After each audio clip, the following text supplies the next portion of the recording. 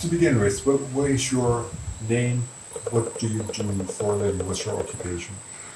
So I'm Cédric Palerme from France. I live in Nice, and my occupation is freediving for years and years. Now for almost 25 years. So I'm a freediving instructor, freediving teacher, and I teach in my club in Nice, in the CIPA, and with a historical, something like an historical club in Nice. And I teach in the University of Nice too, to sports students. And I teach to the other instructor too in the state school for the state certification of scuba and freediving in France. CIPA? What does CIPA stand for? CIPA is Centre International de Plongée et d'Apnée. It means International Center of Freediving and Scuba Diving. And but at the beginning it was that because the first, the Redefining, who was the creator of the CIPA, at the beginning didn't know what to do exactly, so he said maybe we create a club for freediving and scuba diving, but in the end it's only freediving. Would you say, is it? I don't know any older clubs than CIPA. CIPA is the oldest club, freediving club in the world, I think, right? Oh, in the world? I have no information about that. But I think we are not the older, because before the CIPA, there was another club named the NUC. NUC is for Nice University Club. Aye. That was the original club in Nice with Claude Chapuis and his students. Do they still exist? Yeah, it still exists. But after 10 years, Claude Chapuis was very tired with all that stuff, so he decided to have rest, you can say like that. And Loïc Leferme decided to create CIPA at that moment. Then after some years, some students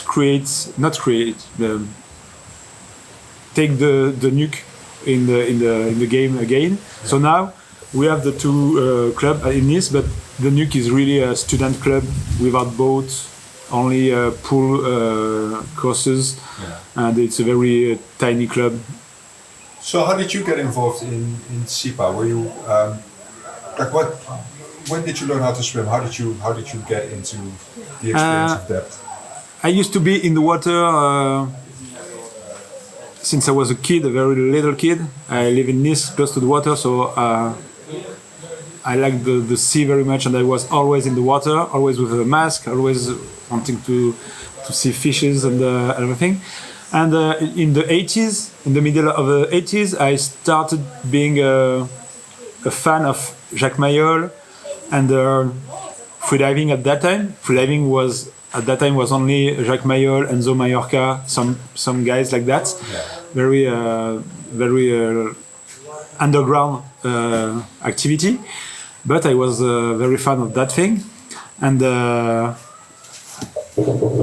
so I said, so I was, it was like a secret garden for me, because I thought that I was one of the only people who know that activity. Yeah. In my family, with my friend, it was very unknown activity. Yeah. And then the movie The Big Blue arrived in 1988, yeah. And everybody knew Jacques Mayol at that moment. Yeah. And it was like the little Frenchman.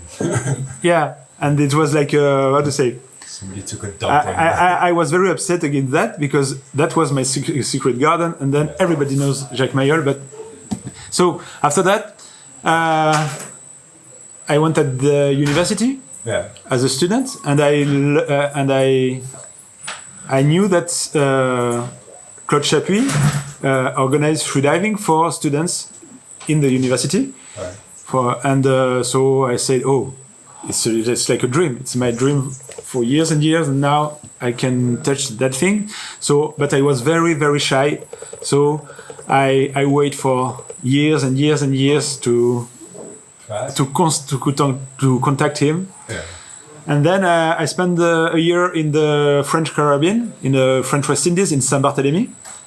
And I had a friend here, he knew everything about freediving.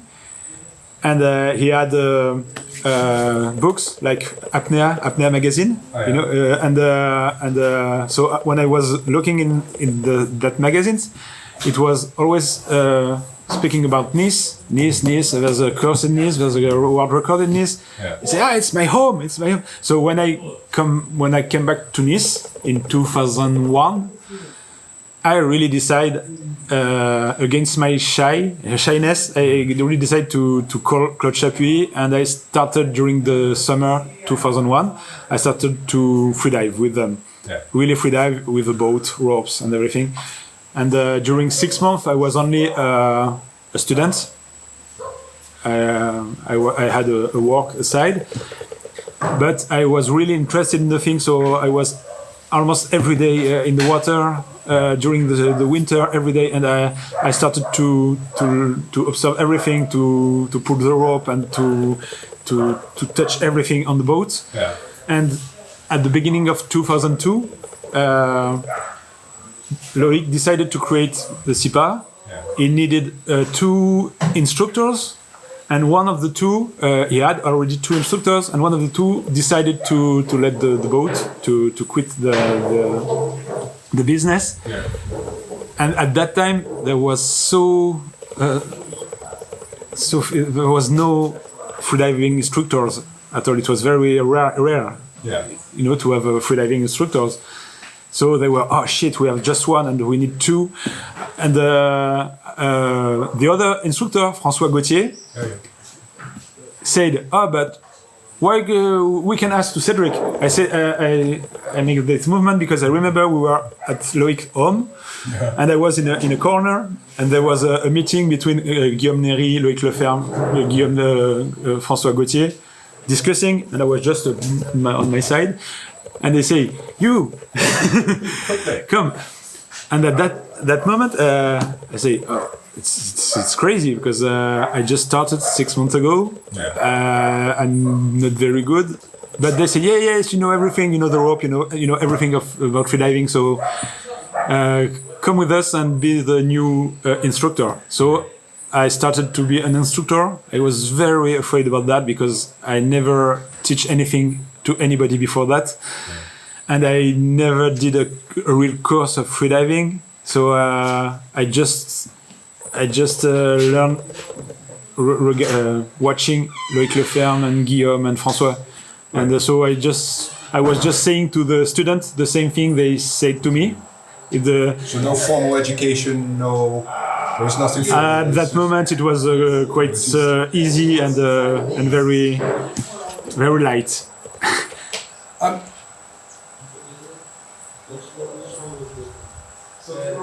Do you? Because Loic is legendary in the freedive world. He set world records. Did you ever go with him on the sled?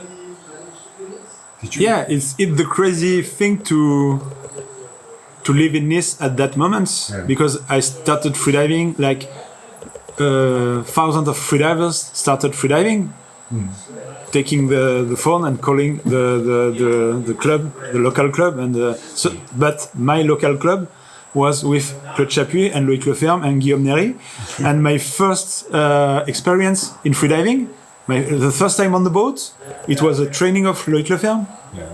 At 150 meters, maybe. That was the French team training here. So I was, like a kid. Yeah. I think my first time in the water, I think I did 1 or 2 dives because I was only watching around me and watching everybody and all the big guys.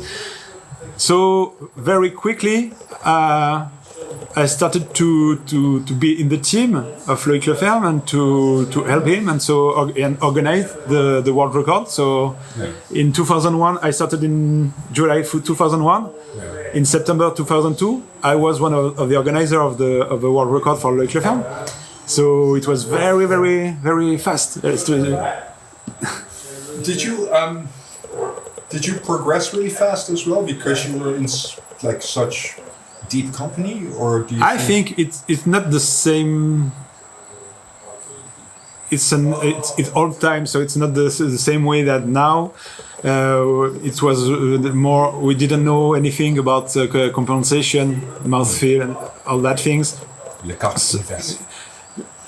Yeah, I think we all did carpe inverse, reverse puck, but I think we even didn't know we did it. Yeah. Because I think I progressed quite quickly from my first dive was to 18 meters, I think, and then I progressed quite quickly to 40 meters, to 50 on a sled in no limit, because we had a sled. We were always on a sled, and we practiced no limit as a game on the boat.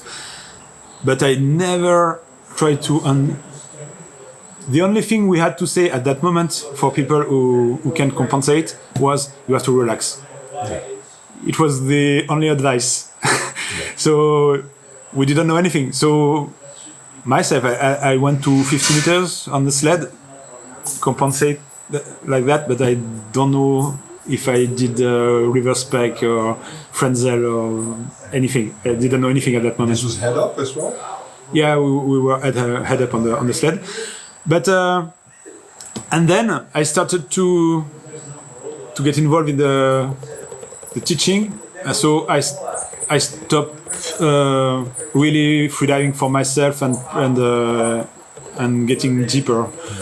I understood that all the people are different, and I was not very interested in competition and getting deeper and deeper. Right. I was very interested in teaching, and so. So you've never competed yourself? Yes. You have. At the beginning. Really?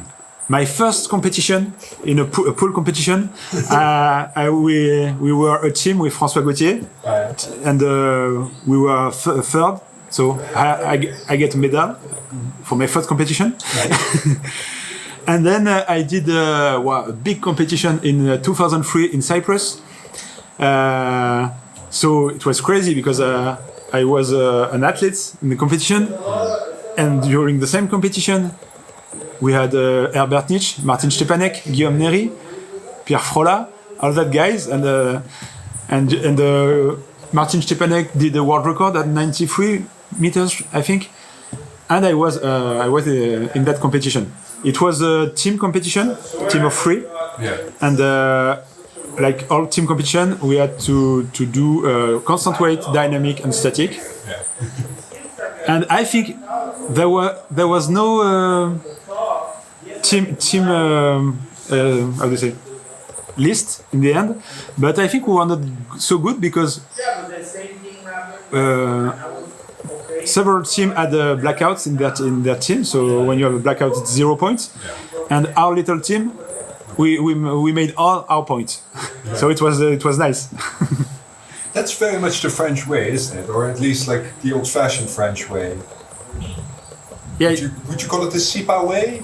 It's It's the conservative, or is it? How would you describe it?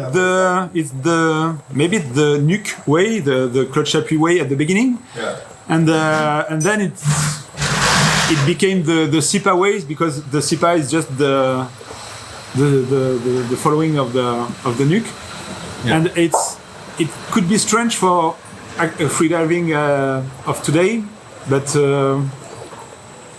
Clutch Appui wanted the competition to be only team competitions, because he said when you are in a team, you have to think to your buddy, and so it's like I don't know to say in English, a garde-fou. If you have to, you can't just announce very big depth. You have to. The other guy in the team can say, "Oh, we want to win the world championship," so you have to announce something easy for you. Yeah. And the French team at that time always announced, every athletes of the French team always announced 5 meters less than their PB in a competition. So maybe it's strange for freedivers of today, because competitions are an occasion to grow and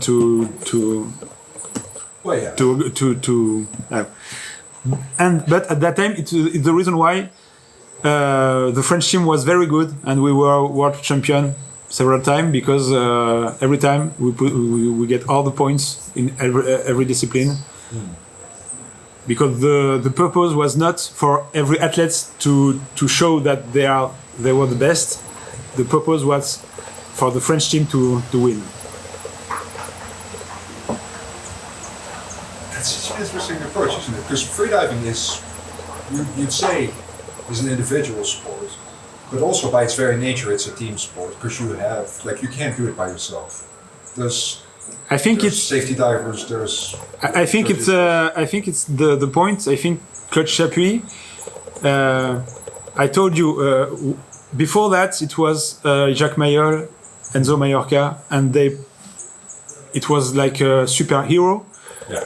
And they present themselves like superhero. Yeah. Jacques Mayol wrote a book, the Homo Delphinus. Yeah. He said, "I'm half man, half the dolphin."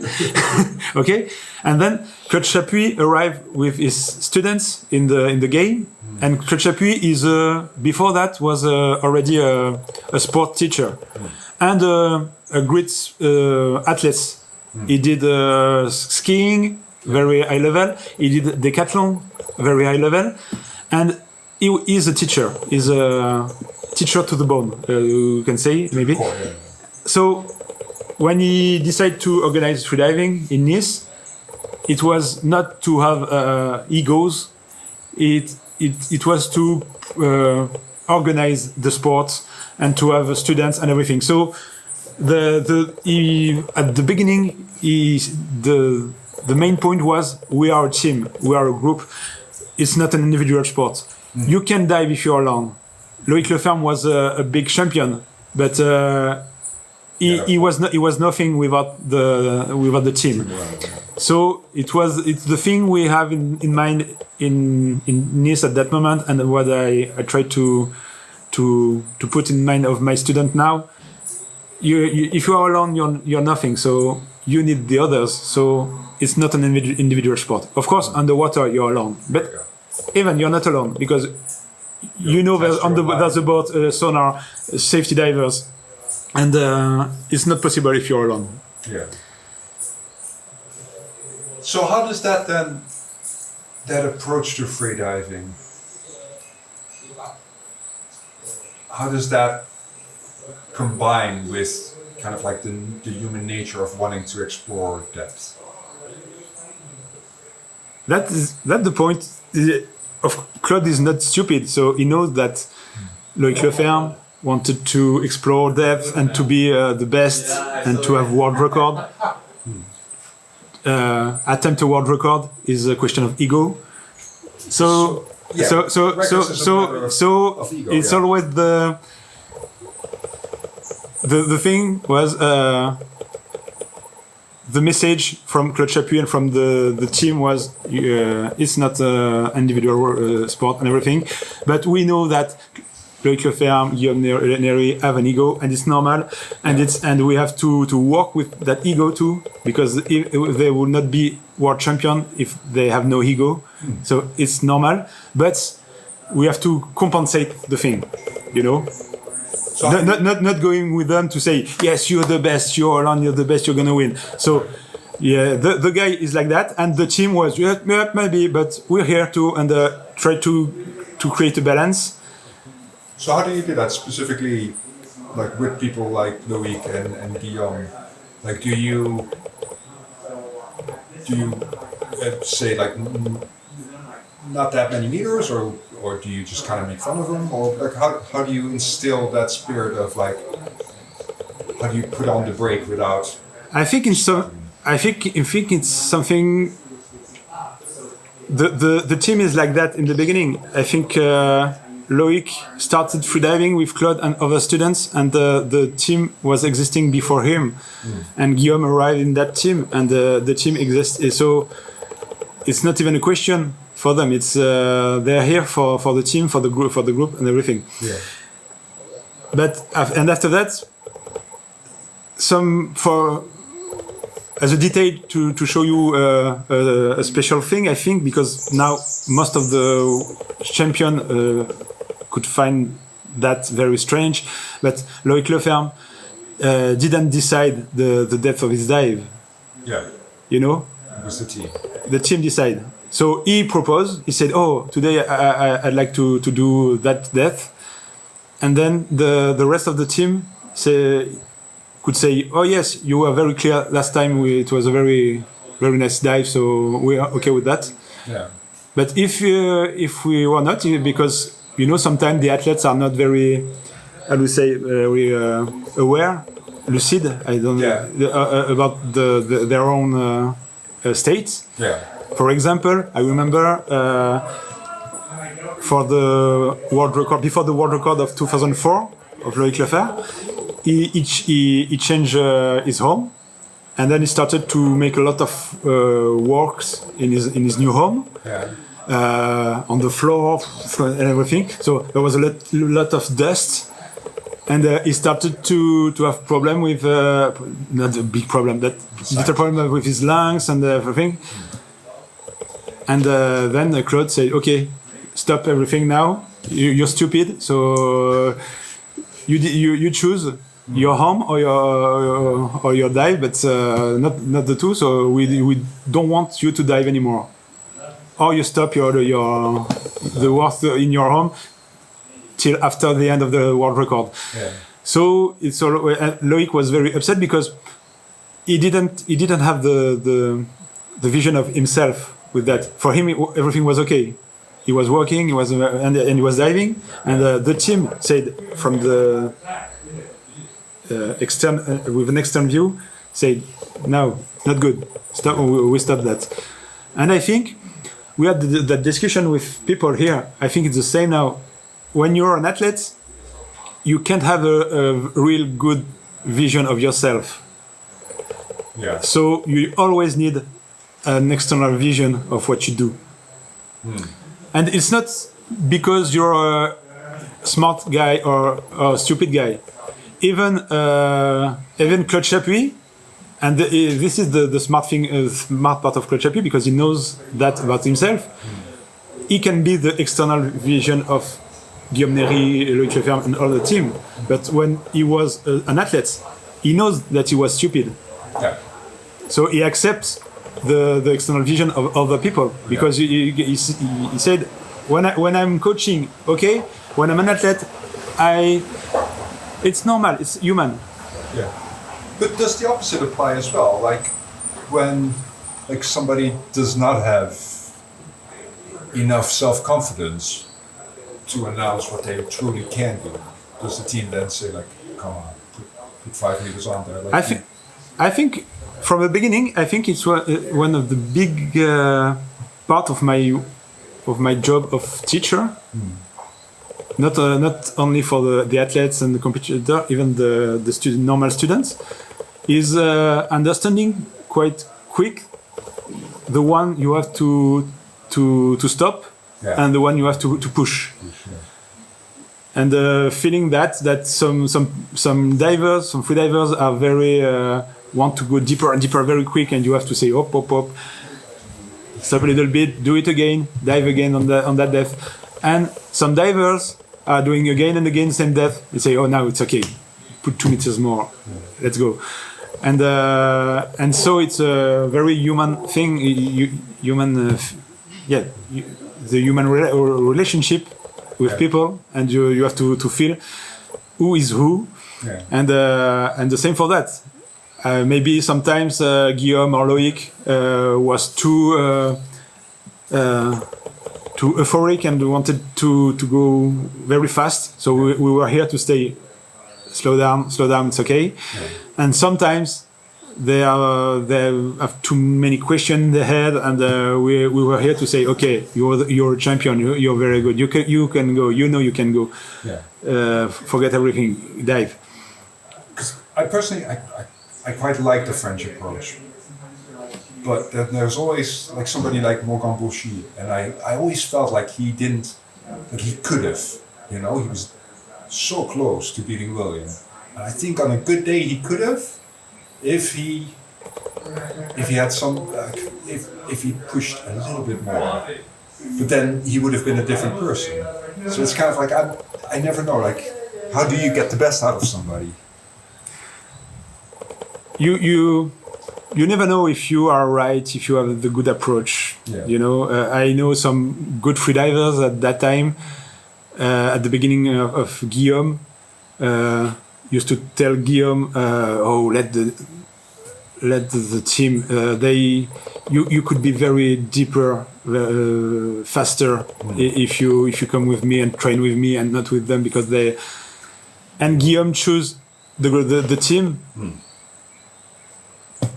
We don't know. Maybe they were true, but it's our way of thinking. And I think Guillaume lived up to his potential.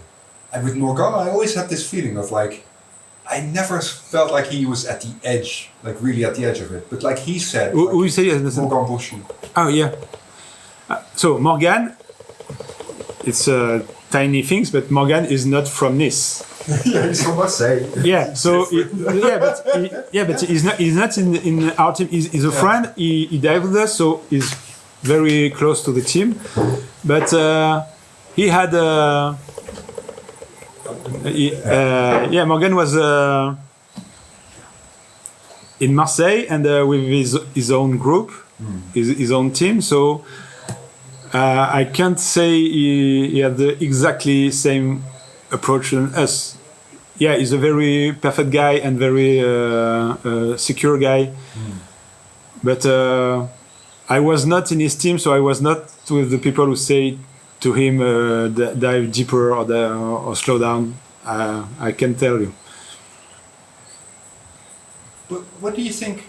Like, what to you appeals to you about depth? Like, what's at 40 meters that we can't find at the surface? Or what's at 50 meters that we can't find at the surface? Honestly, I was not searching for the depth.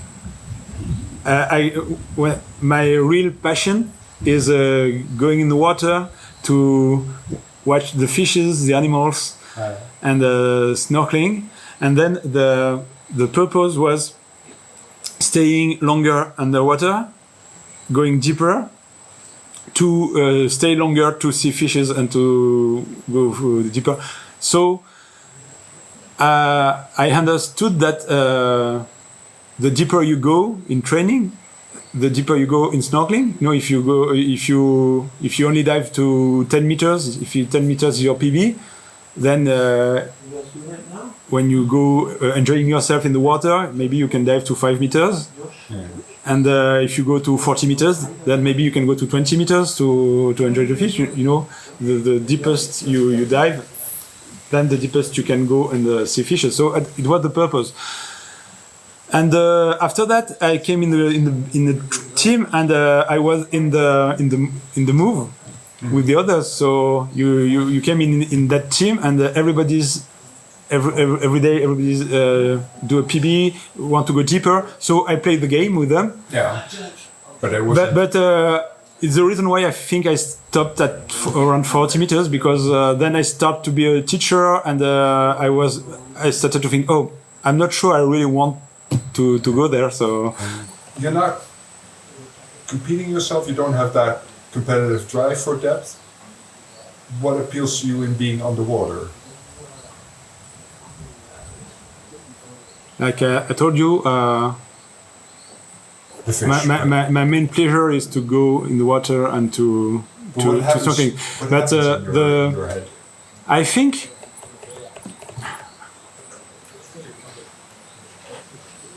once I was seeing a psychologist for me, and she proposed me to do hypnosis. Yeah. And at that moment, my feeling on myself was I was a control freak. So I said, okay, if you want, but I think hypnosis will not work on me, because I'm very always want to control. I don't drink alcohol, I don't take drugs, just because I want to be always very clear. But we tried, and it was a big surprise. I was very, very receptive to hypnosis. Even the psychologists say, wow, sometimes it takes some hours to get there, and I just started to speak, and you were in. So after that, I started to think, I said, oh, it's very strange. And then I realized that the feeling I had during that moment was the same I have when I am in static apnea. And then I said, okay, my brain knows the thing. He goes right in the hypnosis because he already knows the thing, because it's the same state of spirit. Freediving, hypnosis, maybe meditation, all that things. And I think I am very calm and very contemplative. Since I was a kid, I can stay hours watching the sea, watching the sky, and I was when I am underwater. I think I am in that very peaceful state that I can find in another way, but that's my pleasure, I think. So, you're a freediver, you know too, but it's so I think I didn't take the freediving as a sport, as a dynamic sport, as I want to have world record, and I take the freediving as a very peaceful state. And so do you think of freediving as an extreme sport? It can be, but I think like almost all activities you can practice as just a normal way. You can practice once a week, once a month, and you can be extreme, and extreme not only in the depth or in the timing or with world record, but you can be extreme in the way you practice. If you practice every day, it can be extreme too. Well, you said you practiced every day. So today is because it's my job. Would you consider yourself an extreme person? I don't think. No. But I don't think I'm an extreme person. But in some situation, in some ways. But it's true that it's very strange the way I started freediving, and 6 months after that I was an instructor, and 3 months after that I was president of AIDA France, and then at the same time I was international judge, and I think in 1 year I became a big part of freediving, from nothing to someone in freediving. So when you look at that, you say, oh, it's quite extreme. So when you think about extreme people, who would you consider extreme? I don't know, because it's a very gray concept for me, extreme. Guillaume Néry, he does extreme dives. At some points is extreme in his way of living, but not so many in other ways. So for me, maybe it's what you mean by extreme. For me, the common thing I saw between all the big champions I met during my life is the spirit, so that people start a thing and say, oh, I want to be a champion. After my first freediving dive, I say, oh, it's nice, I want to do it again. After his first freediving dive, Guillaume say, I will be a world champion. So yeah, but sometimes people think that and they can't. But and I think Loïc Leferme was like that. In their mind, it's an evidence. It's very clear what they want to go. And I think all the big champions, because sometimes when I started, we spoke about a guy called François Gauthier in Nice. And at the beginning, for me, François Gauthier was not so different than Guillaume Néry. I mean, the physique, the pulmonary capacity, but I think the only difference was that thing in their mind. François was just practicing, and Guillaume wanted to be a world champion. So I think maybe it's the extreme part of some individuals, and so when you think about deep people, who comes to mind? Like who would you consider deep? Oh. In my club at the CIPA, we decided that a deep dive is when you are deeper than 60 meters. That means that before that, it's a normal dive. And I say, we put all the safety and everything, but, and after 60 meters, we put a counterbalance sonar and a team. But of course, it changed because during the last 20 years, it changed because 20 years ago, the deepest guy in the world was at 90 meters. Now he's at 135. So so it changed because I remember a time that going at 100 meters was a very special thing. Now it's quite normal to get to 100 meters. So at the moment, for me, what I think it's deep, very deep. For me, it's 120. Right. But it's my feeling. Say, oh, it's very that guy. When the guy is passing 120, I say, why? He's in the club. Yeah. He's in the deep club. But it's only a feeling. It's not a scientific reality.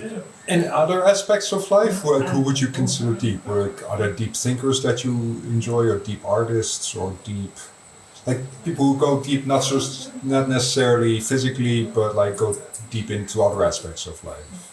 They,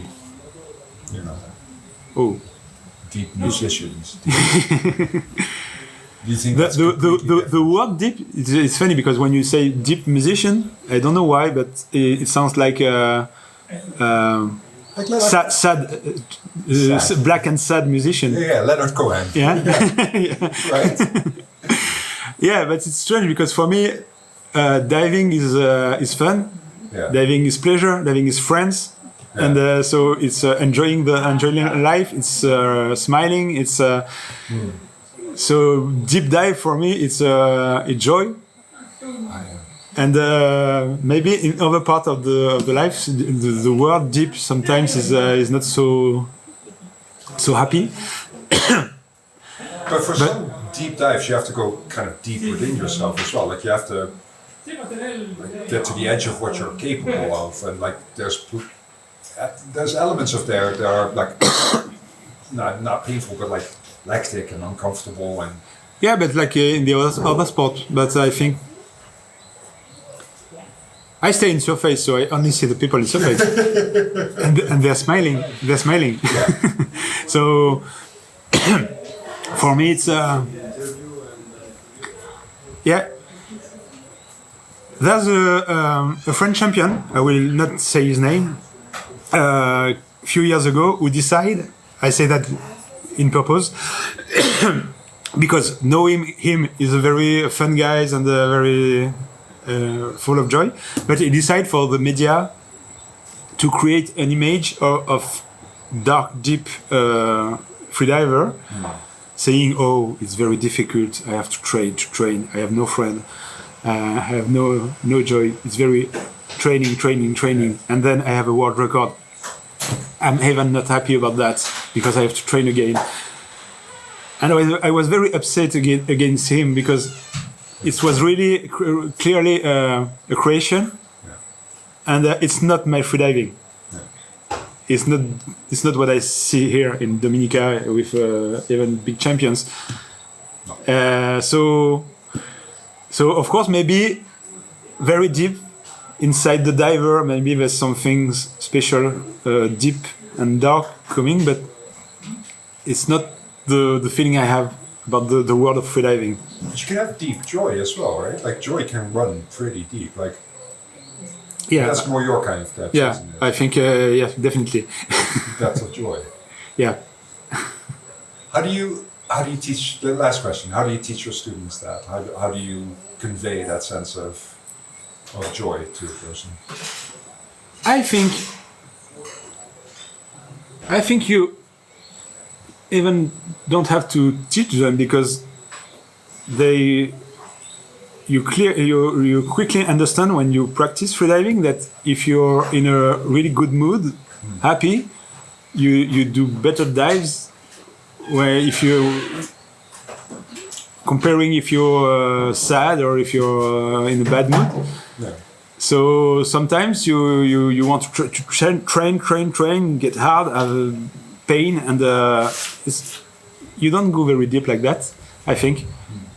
And so smart athletes, I think, understand that it's not the way. I saw something. It's strange for me because I'm very old in freediving, and I consider something in that competition yesterday or the day before in Dominica. I saw Katerina or Sofia have a big smile during preparation. It was not they were not smiling at someone because they were inside herself on the back, and they were smiling. And I realized that smiling is a part of relaxation. And I think it's the way. It's not the way is not being sad. The way is being happy and smiling. And they are good. Thanks, man. Oh, thank you. That was beautiful.